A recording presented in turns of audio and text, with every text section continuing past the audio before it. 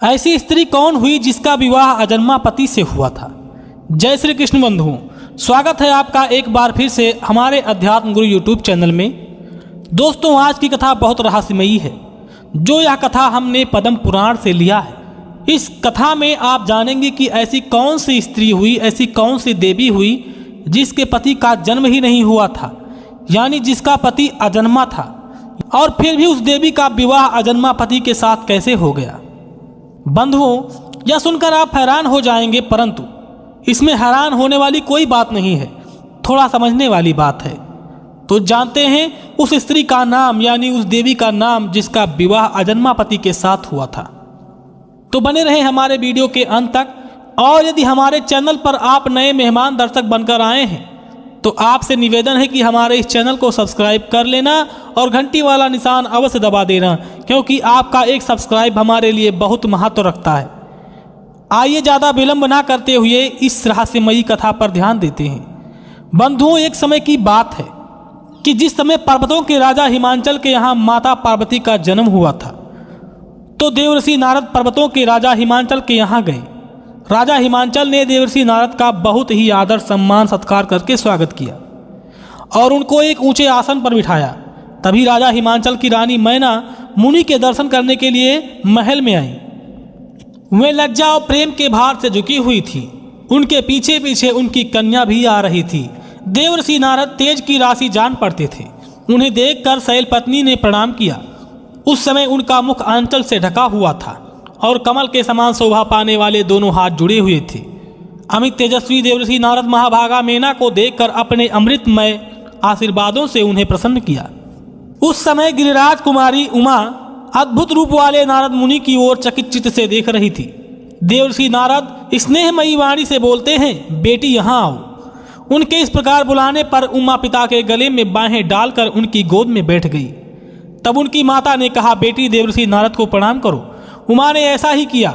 उसके बाद प्रणाम कर लेने पर माता कौतूहलवश पुत्री के शारीरिक लक्षणों के जानने के लिए अपनी सखी के मुख से धीरे से कहलवाया। रानी मैना के सहेली ने मुनि से कहा कि इस कन्या के सौभाग्य सूचक चिन्हों को देखने की कृपा करें।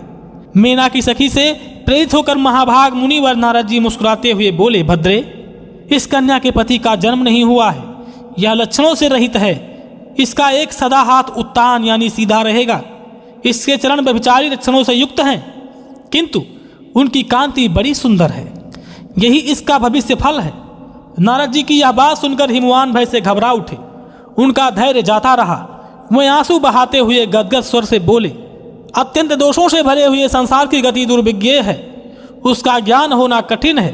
शास्त्रकारों ने शास्त्रों में पुत्र को नरक के त्राण देने वाला बनाकर सदा पुत्र प्राप्ति की प्रशंसा ही की है, किंतु यह बात प्राणियों को मुंह में डालने के लिए है, क्योंकि स्त्री के बिना किसी जीवन की सृष्टि नहीं हो सकती है।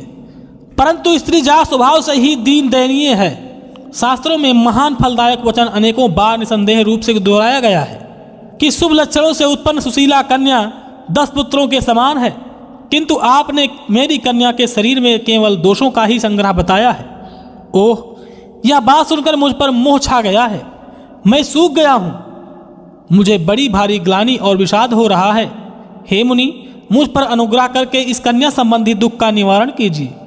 देवर्षि, आपने कहा है कि इसके पति का जन्म नहीं हुआ है। ऐसा दुर्भाग्य है जिसकी कहीं तुलना नहीं है। ये अपार और दुस्सह दुख है। हाथों और पैरों में जो रेखाएं बनी होती हैं वह मनुष्य अथवा देव जाति लोगों को शुभ और अशुभ फल की सूचना देने वाली हैं। सो आपने इसे लक्षणहीन बताया है। साथ ही यह भी कह दिया है कि इसका एक हाथ सदा उत्तान रहेगा, परंतु उत्तान हाथ तो सदा याचकों का होता है। वही सबके सामने हाथ फैलाकर भीख मांगते रहते देखे जाते हैं। जिनके शुभ का उदय हुआ है, जो धन्य तथा दानशील हैं, उनका हाथ उत्तान नहीं देखा जाता। आपने इसकी उत्तम कांति बताने के साथ ही यह भी कह दिया है कि इसके चरण व्यभिचारी लक्षणों से युक्त होंगे। अतः मुने, इस चिन्ह से मुझे कल्याण की आशा नहीं जान पड़ती है। इस पर नारद जी कहते हैं, हे गिरिराज, तुम तो अपार हर्ष के स्थान में दुख की बात कर रहे हो। अब मेरी बात सुनो। मैंने पहले कुछ कहा था, वह रहस्यपूर्ण था। इस समय उसका स्पष्टीकरण करता हूँ। एकाग्रचित होकर श्रवण करो। हिमांचल, मैंने जो कहा था कि इस देवी के पति का जन्म नहीं हुआ है सो ठीक ही है। इसके पति महादेव जी हैं, उनका वास्तव में जन्म ही नहीं हुआ है, वे अजन्मा हैं। भूत भविष्य वर्तमान जगत की उत्पत्ति के कारण वे ही हैं। वे सबको शरण देने वाले एवं शासक सनातन हैं और वे परमेश्वर हैं। यह ब्रह्मांड उन्हीं के संकल्प से उत्पन्न हुआ है। ब्रह्मा जी से लेकर स्थावर पर्यंत जो संसार है वह जन्म मृत्यु आदि दुख से पीड़ित न होकर निरंतर परिवर्तित होता रहता है। किंतु महादेव अचल और स्थिर हैं। वे जात नहीं जनक हैं, पुत्र नहीं पिता हैं। उन पर बुढ़ापे का आक्रमण नहीं होता है। वे जगत के स्वामी और आदि व्याधि से रहित हैं। इसके सिवा जो मैंने तुम्हारी कन्या को लक्षणों रहित बताया है वह वाक्य का ठीक ठीक विचारपूर्ण तात्पर्य सुनो। शरीर में जो चिन्ह या रेखाएं होती हैं वे सीमित आयु धन और सौभाग्य को व्यक्त करने वाली होती हैं, परंतु जो अत्यंत अप्रमेय उसके अमित सौभाग्य की सूचित करने वाला कोई चिन्ह या लक्षण शरीर में नहीं होता है। हे महामते, इसी से मैंने बतलाया है कि इसके शरीर में कोई लक्षण नहीं है। इसके अतिरिक्त जो यह कहा गया है कि इसका एक हाथ सदा उत्तान रहेगा, उसका आशय यह है कि वर देने वाला हाथ उत्तान होता है। देवी का यह हाथ वरद मुद्रा से युक्त होगा। यह देवता असुर मुनियों के समुदाय को वर देने वाली होंगी तथा जो मैंने इसके चरणों का उत्तम कांति और व्यभिचारी लक्षणों से युक्त बताया है उसकी व्याख्या मेरे मुंह से सुनो। हे गिरिश्रेष्ठ, इस कन्या के चरण कमल के समान अरुण रंग के हैं। इन पर नखों की उज्ज्वल कांति पड़ने से स्वच्छता श्वेत कांति आ गई है। देवता असुर जब इसे प्रणाम करेंगे तब उनके करीट में जुड़े हुए मणियों की कांति इसके चरणों में प्रतिबिंबित होंगी। उस समय ये चरण अपना स्वाभाविक लक्षण छोड़कर विचित्र रंग में दिखाई देंगे। उनके इस परिवर्तन और विचित्रता को व्यभिचारी कहा गया, अतः तुम्हें कोई विपरीत आशंका नहीं करनी चाहिए।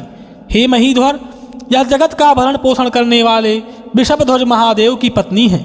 यह संपूर्ण लोकों की जननी तथा भूतों को उत्पन्न करने वाली है। इसकी कांति परम विचित्र है। यह साक्षात शिवा है और तुम्हारे कुल को पवित्र करने वाली हैं। तुम्हारे पत्नी के गर्भ से जन्म लिया है इन्होंने, अतः जिस प्रकार यह शीघ्र ही पिनाकधारी भगवान शंकर का संयोग प्राप्त करें उसी उपाय का तुम्हें विधि पूर्वक अनुष्ठान करना चाहिए। ऐसा करने से देवताओं का एक महान कार्य सिद्ध हो जाएगा। नारद जी के मुख से ऐसी बातें सुनकर मेना के स्वामी गिरिराज हिमालय ने अपना नया जन्म माना। वे अत्यंत हर्ष में भरकर बोले, हे प्रभु, आपने घोर और दुस्तर नरक से मेरा उद्धार कर दिया है। हे मुनि, आप जैसा संतों का दर्शन निश्चय ही अमोघ फल देने वाला होता है। इसलिए इस कार्य में मेरी कन्या का विवाह के संबंध में आप समय समय पर योग आदेश देते रहें, जिससे यह कार्य विघ्न पूर्वक संपन्न हो सके। तो दोस्तों, ये थी वो कन्या जिनका नाम था उमा यानी माता पार्वती। इनके पति का कभी जन्म नहीं हुआ है, ये अजन्मा है और ये हमेशा जिंदा रहते हैं। ये कभी मरते नहीं हैं। जिन्होंने जन्म नहीं लिया वो मरते नहीं हैं। उनके ऊपर काल का कोई भी ग्रह या कोई क्लेश नहीं पड़ता है। वो महाकाल हैं, इसलिए उनके ऊपर समय का कोई प्रभाव नहीं पड़ता है। दोस्तों, ये महादेव हैं जो सभी देवताओं में श्रेष्ठ माने जाते हैं। दोस्तों, आपने अगर हमारा वीडियो देखा है, आपको पसंद आया है, तो कृपया वीडियो को लाइक करें और अपने मित्रों के साथ शेयर भी करें। इसके साथ साथ अगर आप नए दर्शक या मेहमान बनकर आए हैं तो कृपया हमारे चैनल को सब्सक्राइब कर लेना। इसके साथ में जो घंटी दिख रही है उसको दबा देना। आपका एक सब्सक्राइब हमारे लिए बहुत महत्वपूर्ण रखता है। अब आपसे लेते हैं विदा, फिर मिलेंगे ऐसे ही ज्ञानवर्धक चर्चा के साथ। तब तक के लिए जय श्री राम, जय श्री कृष्ण, जय हिंद, जय भारत।